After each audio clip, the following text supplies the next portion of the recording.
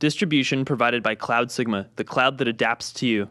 Visit cloudsigma.com/thisweekin for a free $200 credit.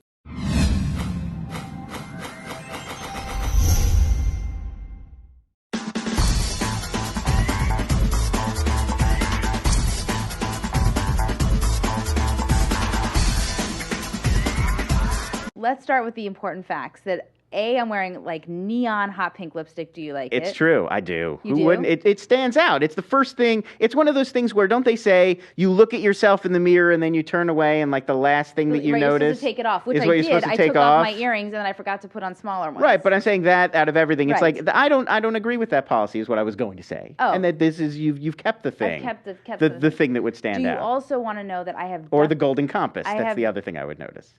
on my hand? No, you're wearing Oh, a this. compass. It's actually a men's watch fob. Oh. Do you know what I mean? Like you put a men's watch in here. This is all my scheme to get you to say fob on the Fob. internet. Do you know that I have duct tape in my hair as well? I saw that before. I've decided this is new fashion. It's either really trashy I thought or it was. it's new fashion. I thought the makeup lady just put that on and then you forgot it. And I No. wasn't gonna say anything. I brought in duct tape to put it in my hair. Fair enough. For you, my dear. I appreciate it. What would you I like to love chat duct about tape. this evening? I wanted to say, I mean, one thing I've been thinking about a lot ever since we restarted the show, because the show is so much about what's streaming and what's available digitally, and I'm really starting to notice how much having like Netflix and HBO Go and all these movies right at my fingertips are changing my viewing habits. I used to be very deliberate about what I would watch, like especially when I worked at a movie store, DVD store. I would like have these lists of like, here's things I want to get to, and I was really like into prioritizing. And now I will watch anything because it has a play button on it. I mean, totally not discriminating. There's a site I go to called instantwatcher.com. Only things that are free, or you mean even if you Right. pay for Well, it? Doesn't anything matter? that I have available at my fingertips without taking my credit card out. So if I it's see. if it's on iTunes and I have to pay You're saying you're watching $6.99. more bad movies because they're free. Well, that not you just would bad. Never. I've actually discovered a lot of movies, and I saw some that I talk about on the show that I probably like. I saw The Devil. Who knows if I would have gotten around to renting that? But I watched it. It was great, and then I talk about it on the show. But for every one of those, there is also The Traveler, which is one I watched. I go to a site called instantwatcher.com, which is all sorts of stats and whatever's going on like on Netflix that day. So it's like, here's everything that's new. Here's everything that's really popular. Here's everything that's popular in your city. Here's everything that's getting deleted soon. And it's great. And I noticed this movie, The Traveler, with Val Kilmer. That was like, I never heard of it. It came out in 2011, but I think it's direct to video, so it really came out like last week. I think you know where this is. It's either Nicolas Cage or did Val not. Kilmer, It did not. straight to DVD. It's not watchable. It did not look good, but it was like right behind. Like number one was, I don't know. Like number one was like something brand new that's on there, like Hot Rod with Andy Samberg or something. And number two was this thing, The Traveler with Val Kilmer. And I was like, well, what the hell? And I like a crime movie and a violent movie. Yes. And this was like the basic setup, and this is spoiler free, is that Val Kilmer shows up at this like small town, out of the way police station in the middle of the night. He's like a drifter, and he's like, I've committed murders, arrest me. So they take him in a cell, and then the big twist-ish sort of deal with the movie is that he's actually predicting murders. Like, all the murders he's describing then happen to these cops. So he's a psychic. And well, you don't know. It's like he's a ghost, or he's somehow, or he's from the future. Like somehow he knows how these people are going to get killed. Maybe he's doing it, maybe not. But it is. I mean, it was so poorly written and stupid. And my question to you, Lon, is: did you watch all of it? I watched if the it's whole that thing. I bad watched and you can sense absolutely- it 15 minutes in, because this is what I've started doing. 10 minutes in. I agree with you. I watch way more stuff that's bad that I would never deign to watch if I had rented it or paid Right. for it. But I stopped watching things now. I used to be the person I would, no matter how bad something was, I watched it from beginning to end because I'm like too type A to like let Well, this something one go. was- Now, if I watch 20 minutes, 15, and it's bad, I turn it off. I'll tell you what it was. This one was a little bit like another really terrible movie that I watched the whole thing, Identity with John Cusack. You ever That's see that not one? terrible. It's That's sort of fun, but you have to know it's like 10 Angry It's Indians. terrible. You But have it's to know got- how it ends. Who's good? 10 little Indians. What did I say? Little They're angry. Well, they were angry and little. I'm sure they were angry because they were getting murdered. Yes, they But, were. Right, so you have to know how. That's not Right. terrible. Amanda Peet was in that movie. She was. It's not good. Of course, But anyway, I saw it. but this reminds me of that because they both are building to like a twist, and you're like, maybe the twist is really brilliant and it'll make up for Right. how bad the movie is. And And then was the it? twist, no, it's not. In fact, there's really not even a There's twist. not even one. It's no, like they gave up. It's just like they gave up. There's one other I'll mention that I also watched because you could just hit play on it, called The Deaths of Ian Stone. Why Did are hear you about this one? recommending horrible, I'm not recommending, horrible I'm just movies talking to about our fans This and one viewers? has the same deal where it's like, it's really bad. This one is a guy. The new name of our show is What Not to Watch. A guy wakes up and he's in some life and he's going about his day, and then he gets killed. And then he wakes up and he's in some other life and he's going about his day and he gets killed. And then eventually he's like, wait a minute, I keep getting killed and then being reborn as different people. It's like that TV show Awake that was on NBC. Right. And except that instead of two lives, it's like he just keeps becoming different people. Right. And so I'm watching it and I'm like, this is so dumb. But maybe there's something brilliant that's about to happen. Yeah. And I'll be like, oh, this was totally worth it. So what was the deal? No, I need to know the answer. What was do you want to know? Okay. I do. Spoiler for Deaths of Ian Stone. They're like gods or they're like demons. And he's one of them. And he doesn't want to be a demon anymore. He's trying to run away from being a demon. He comes to realize this during the course of the film. So all these other demons are chasing him and killing him because you're not allowed to stop being like a demon. And all he wants to do is like give up being a demon and become human because he's in love with some girl. So it's like Splash. It's like, I don't know, don't watch it. It's horrible. It sounds awful. Yeah. Speaking of VOD and movies that are coming out that you can watch at home, let's talk about a good one because it came out today. It's in theaters and it's also on VOD. Arbitrage. Right. Arbitrage is directed by Nicholas Jarecki. It's the story of Richard Gere plays a New York billionaire, and he is desperately trying to sell his company to make up for some very unwise investments in his portfolio. Unfortunately, things are complicated when he gets into a car accident that's exceedingly poorly timed, and then he's sort of got to figure out everything all at once. Let's take a look at a clip from the trailer.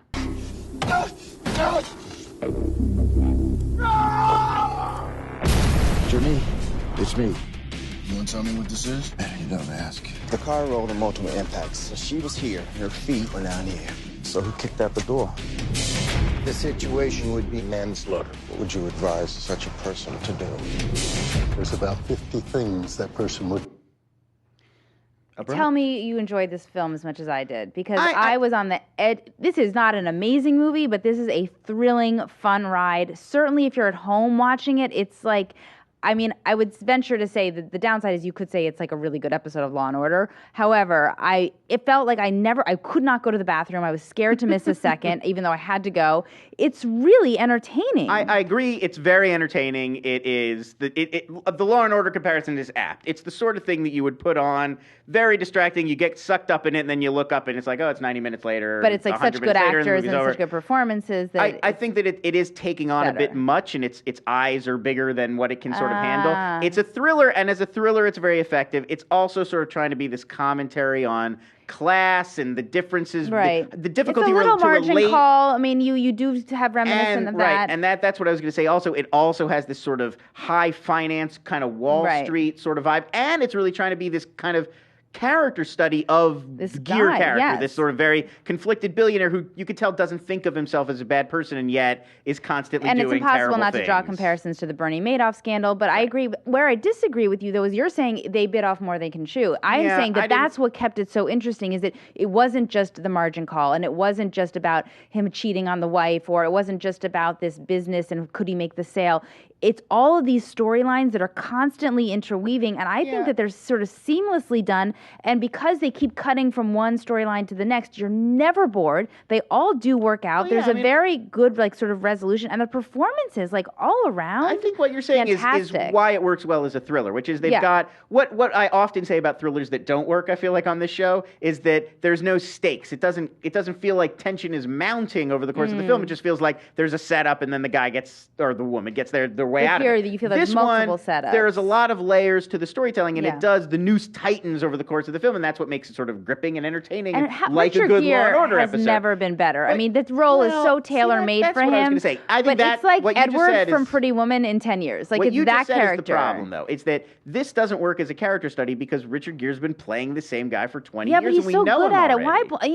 it. Everyone's always arguing against typecasting. I get it, but also if someone's really good at playing something, Vince Vaughn should make a certain kind of movie because he's good at it, and he shouldn't make others. And Richard Gere's great in this, so why not just applaud him for it? I would say Vince Vaughn also shouldn't do character studies because we know the Vince Vaughn persona. It isn't meaty and interesting to explore. I think Richard Gere was fantastic. And to me, it's not that he's not doing a poor job. To me, it reminds me a lot of like Michael Douglas fell into this trap too, where they always play there were 20 years where Michael Douglas didn't make a movie where he wasn't married and cheating on his wife. And Richard Gere is just, I mean, he did Primal Fear. That was what, the mid-90s? movies, and it's like those two characters this is the same character. I would rather see someone do something again and do it really, really well and have it be a really good, fun movie than like try something new. I'm just saying that's not. To me, that kind of a character is like, okay, this is a movie star doing his movie star bit. It's not fascinating like a character. Supporting characters, it's not one of those movies where he's the center and everyone else has these little mini parts. What I loved is there's a lot of characters in it. Yeah. They're all pretty well developed. Sarandon's very good. Susan Sarandon was great. I thought Britt Marling, who plays his daughter, there's definitely a Donald and Ivanka Trump comparison. She even looks like Ivanka Trump. And they have that kind of relationship.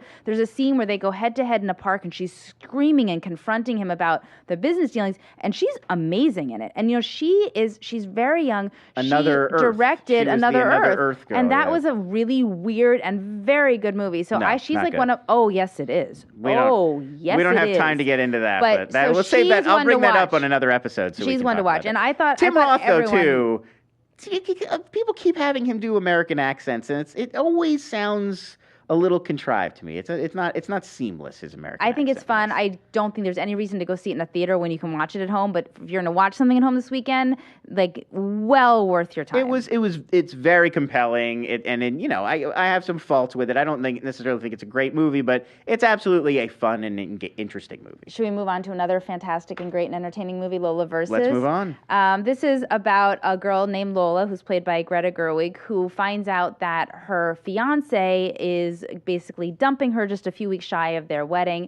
So she decides to go on a series of romantic adventures to come to terms with turning 30 and now being a single girl.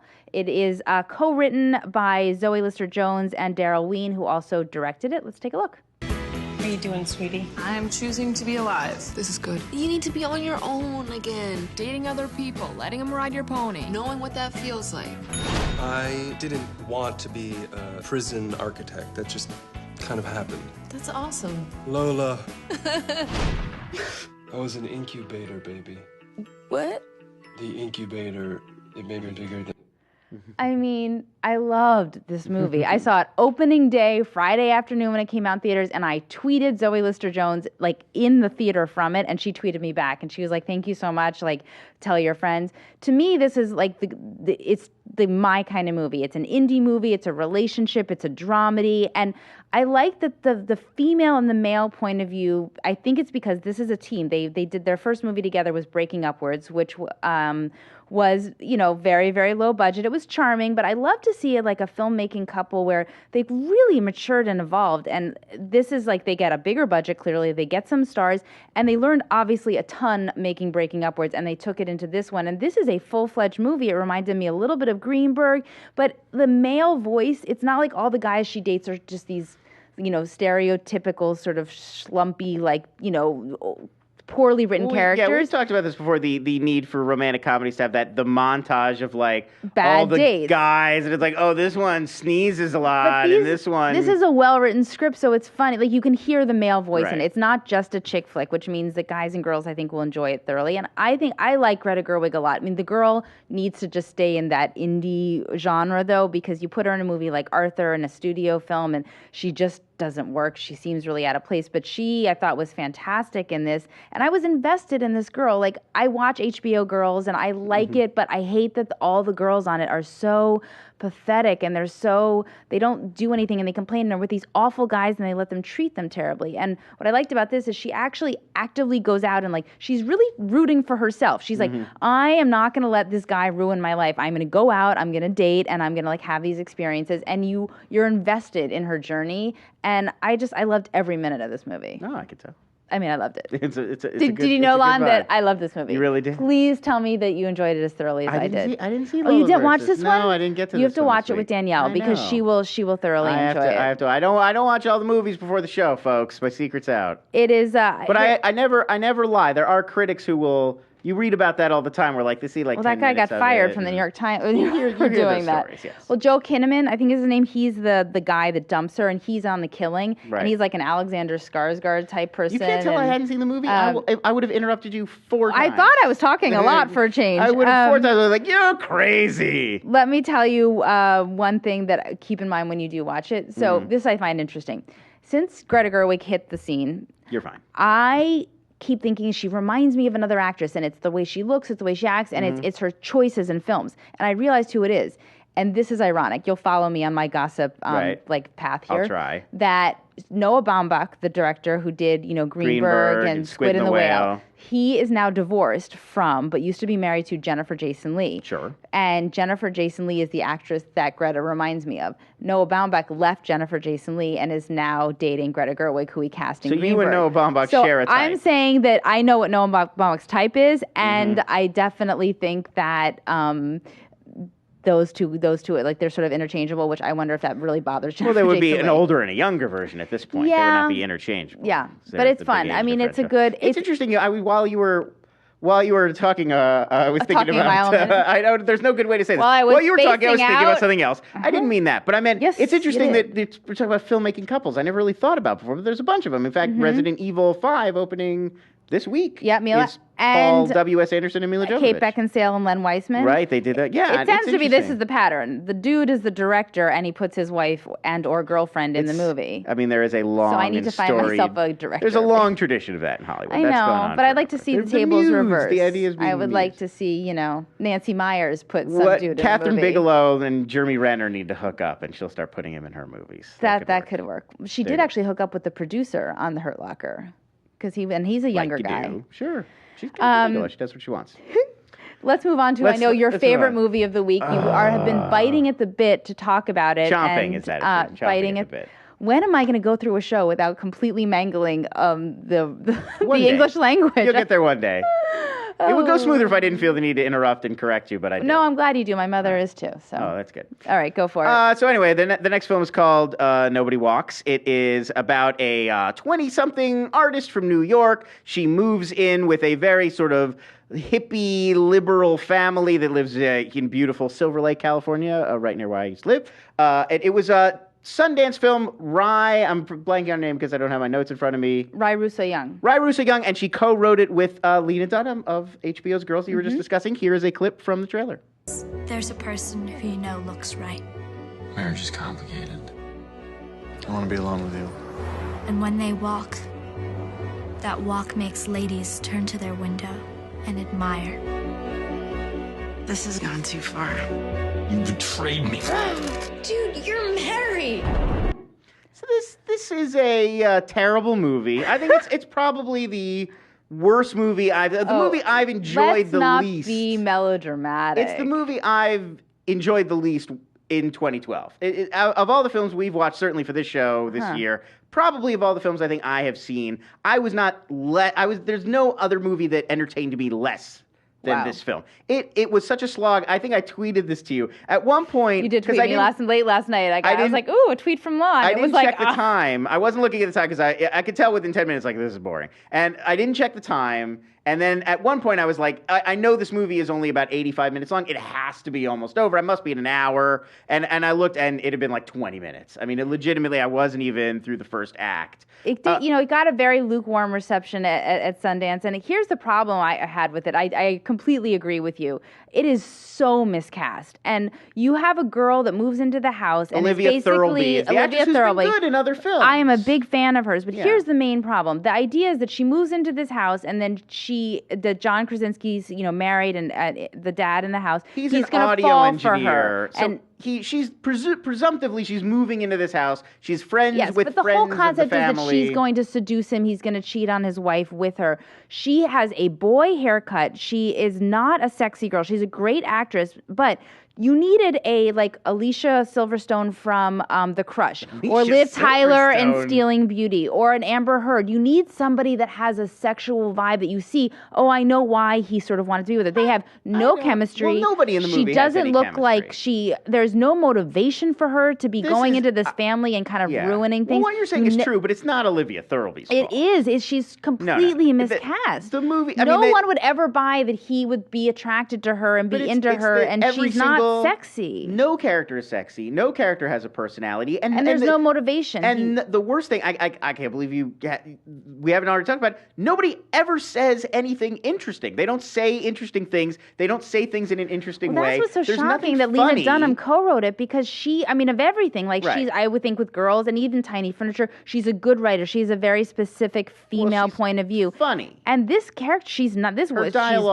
funny. There's no pop culture references. Like, it's a really flat script. Well, I mean, the movie has some of the sort of the criticisms of Lena Dunham's work. Some of them are visible here. It's about very privileged people and their sort of whiny first world problems, and it's got this kind of obsession with people who are living almost entirely in their own head. Yeah. It's very navel-gazing, and that is sort of, I like Lena Dunham, but that is sort of a lot of criticism. What is that? Navel-gazing? Navel-gazing is just like inwardly looking at your belly focused. Button? Like, imagine if you walked around looking at your stomach all day. I do look at my push-up bra. You would be inwardly focused as opposed to looking out into the world. Or you just make that up? Navel-gazing. That's actually for real, I promise. All right. But anyway, my point is that those are criticisms of Lena Dunham's work in general, some of which I think are fair, some of which I think are unfair. Are you telling me that John Krasinski and Olivia Thirlby had any sort of chemistry? I mean, in Away We Go, he had chemistry with Maya Rudolph. He doesn't have chemistry with Rosemary DeWitt, who plays his wife, either. The daughter is dating this like Jewish kid named Avi from her school that she's like, oh, I can't decide if I want to be with him. And like they have absolutely no chemistry on screen.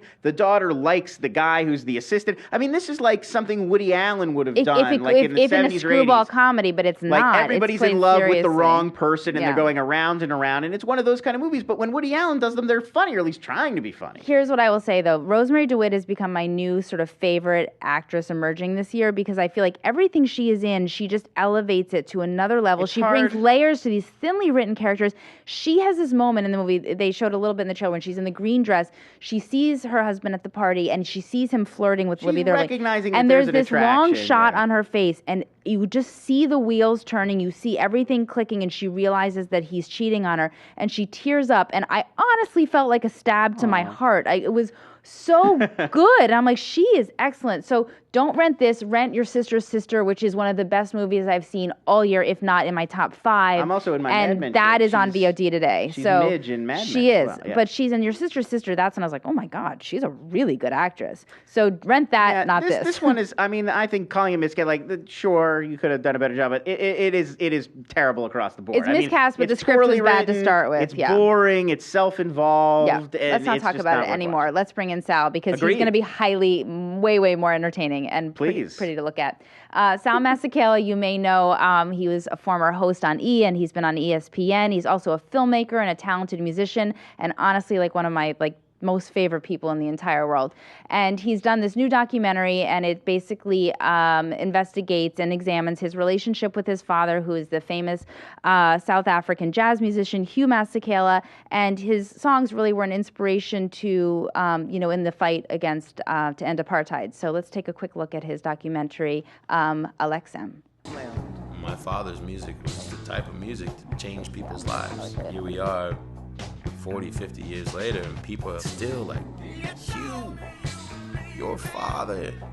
You have no idea what your father's music did to my life. I could no longer see any of that. I didn't even listen to his music for years. People have always asked me, so are any of your children into music? And I said, no, they're doing other things. Salema can sing, but I don't think he's interested. It was funny because I was listening outside the studio, and as soon as Lon said navel gazing, I was like, oh, that's amazing. And then I saw your wheels turning. I'm like, she's going to ask him what that means. Because you know from knowing me that I have a lot of questions about what is that? What does that mean? Yeah. I need to expand my vocabulary. I brush it off. I'm going to start using that on people. Navel gazing? Yeah. It's a good Listen word. here, you first world, navel gazing, self-consumed liberal. I'm full of them. I could keep going like that all night. It's really good. You should make a little book of your sayings. Like a little picture book. I made that up, navel gazing. That's mine. That's a Lon original. I'm running with it, and I will be giving you credit. Hi. What's up? This isn't weird remotely at all. It's fun, though. Do they know? Does the audience know our history? We work together at E! Sal is like my the host of our show, The Daily 10, and I was a producer on the show. I like to think of it as our Shawshank Redemption years.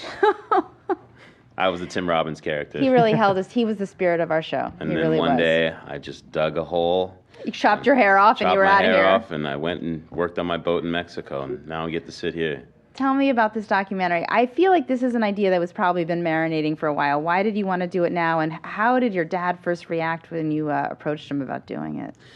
Well, it was weird because I had no intention to make a film. I had the intention to make an album. And when our show got canceled, one of the first things I said was, for the next year, all I'm going to do are projects that are near and dear to my heart, like things that I'm passionate about, and I'm not going to do anyone else's bidding anymore. I felt like my soul had sort of been mined to nothing by just covering celebrity BS for 4 years. So I went to UCB, and I studied Upright Citizens for like 6 months, and then I was like, okay, that was fun. I'm going to make a record.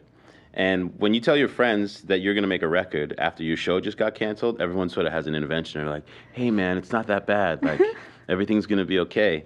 You don't need to make a record. Yeah, it's cool. They write you letters about how your record has hurt them. Yeah. Everyone was really concerned. And anyway, long story short, went into the studio with my cousin and some friends for about 2 months. And I was holed up in the studio 6 days a week, 15 hours a day, just like to write and make this record that I really had been wanting to make for the last 10 years. And my business partner, my production company, Jason, said, okay, I'm going to come down to the studio one day. And we were about 3 weeks in and played him a couple songs. And he was like, this is crazy. Like, what are you doing here? Like, you're actually making real music. Threw some cameras in the room. And what was supposed to sort of be a sort of a promo for what was going on during the making of this expanded into something else, where he sort of decided, like, okay, we need to sit down with your dad and I need to get to the base of this, because you can't make a record at 39 years old like this unless it's been sort of in your DNA. And my dad and him sat down for like 3.5 hours, and my dad answered questions that you watch in the movie that he answers that I couldn't get my whole life. And I was like, really, Jason? Like, I was wondering who did the interviews, because I was thinking the same thing. I'm like, is Sal behind the camera? And then I actually looked it up on the internet. I'm like, who's doing these interviews? And then I saw that it was not you. No, it was Jason. Because I thought it was quite intimate. Yeah, it was Jason Berg, who he's been my partner creatively for the last 10 years, and he really directed the shit out of this movie. So I'm still. Oops, sorry. Can you? Don't say it's the internet. Yeah, internet. So this ain't E. We can over say the what course of making the film, how dramatically, if at all, did it change your relationship with your dad? I think that it didn't change the relationship with my dad. I think my dad really had to come to realize that I had something else to give, and I think for me it was cathartic in that my father accepted my music. The one thing that I was most in fear of was that he was just going to be like, "What are you doing? Don't ever play this for anyone. Like, stick to your day job." You really think that he would? If he didn't think it was good, that's what he would say out of love. My father's straight up. He's not going to coddle me and be like, "Yeah, go embarrass yourself." So to get his approval, when he's been my idol my whole life, and I learned everything that I know how to do as far as performing in any sort of way, I learned from him. It was special, and I learned about what he really went through when I was growing up, in the years that he was away, when he was basically out being a freedom fighter to help end apartheid. And one of the cool things in the movie is you have a lot of real news footage that's intercut in the film. Was that hard to obtain or easy? I mean, it really adds a whole other, it's like a history lesson on top of everything else. It wasn't that hard, It wasn't that hard. In the beginning, we were petrified because we had no money to make this movie. But there's little ways to go about it. There's all these sort of like public domain sites where you can get footage for relatively cheap, and we found a lot of the things that we needed specifically to almost to the time and month, so that we weren't having to fudge it, which was crazy. It's an interesting film because it's not a short and it's also not a feature. It's around 35 minutes, like 40, which is 40 minutes. I wonder how challenging is that. First of all, how can people see it? And did you consider okay, wait, we should turn this into a feature, or we need to shorten it, make it short? Because how do you market a movie at 35 minutes? Yeah, well, that's what we're doing right now. I think we're going to extend it. We're going to probably do another 15 or 20 minutes and put it out next year. I just announced a deal that I made with Paul Haggis. And Leslie Erdang, who did The Beginners. And so we are developing this film as a I couldn't understand. I saw it on Deadline. I couldn't understand. Are they taking the idea of your relationship with your dad and making a feature, we're making a fictional feature based on you and your dad? But it won't be about. It's not going to be you guys. It's not a documentary. It's not a documentary. I see. But it is. It's based on my life with my dad, start to finish, sort of growing up in New York City, being transformed in Southern California in the 80s, and then South Africa, and sort of having to come to grips with my South Africanness and sort of figure out my shit with my dad. I think you have an NBC sitcom as well. Like, this is like the perfect recipe for a show. You could go both ends of the spectrum. And this writer-director that I'm working with, his name is Mukunda DeWill. He did this movie called Vehicle 19 that people are kind of excited about.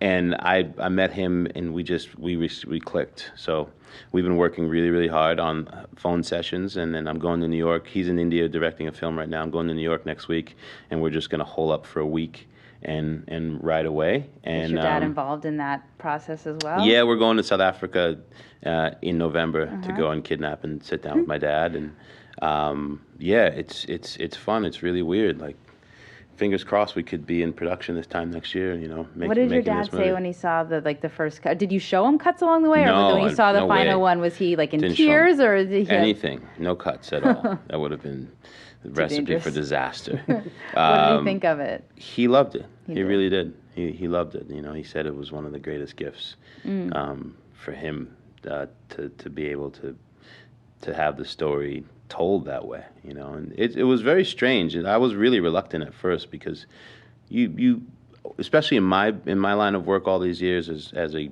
journalist of sorts in sports and entertainment, you're so used to like putting other people's stories out there. The last thing you want is your real shit out on the table. Yeah. So I was a little conflicted at first, but the way it came together, getting all these gemstones, like that footage you saw from on tour in South Africa was from a guy named Phil Mosley who shot. I just remember that he always had a video camera, and back in the day that was a big deal to have in like 1990, and he was shooting all the time. And I found him on Facebook. I called him, and he had never watched a tape, and it was all sitting in his garage, and that was the gold that really made the film. Yeah.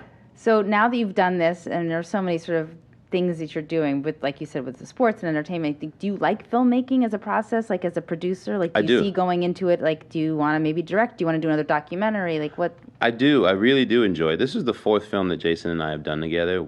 All of our other work has been specifically in the world of action sports. So we did a film called Disposable Heroes about a freestyle motocross guy who breaks his pelvis and has to come back to riding again, and goes through crazy pill addiction.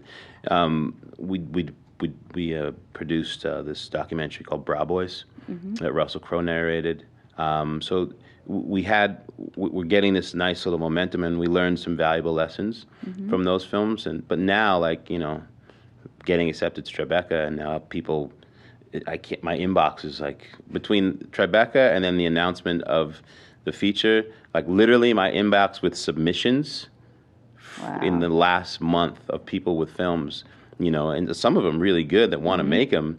It's crazy, and all of a sudden you're like, whoa, like we can keep doing this. Business. So we'll see what happens. Right now I'm really focused on the feature and getting the documentary to the place where we can show it to the world. Where do you think, is it going to go like an HBO route, like on TV, or you'll try to do like a theatrical? Yeah, that's the goal. Sheila Evans, can you hear me?